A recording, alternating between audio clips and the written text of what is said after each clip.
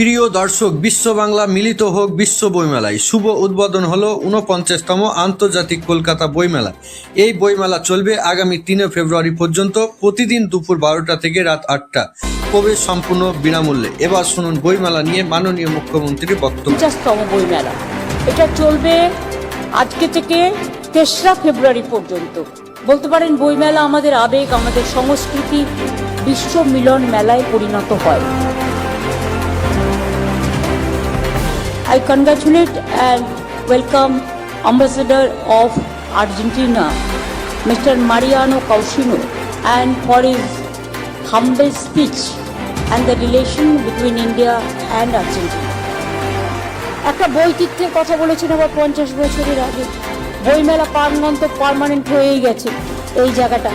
একটা বৈচিত্র্য করতে চাইছে, করে দাও। 50 বছরের আগে পুরোটাই বই দিয়ে হবে, বৈচিত্র্য।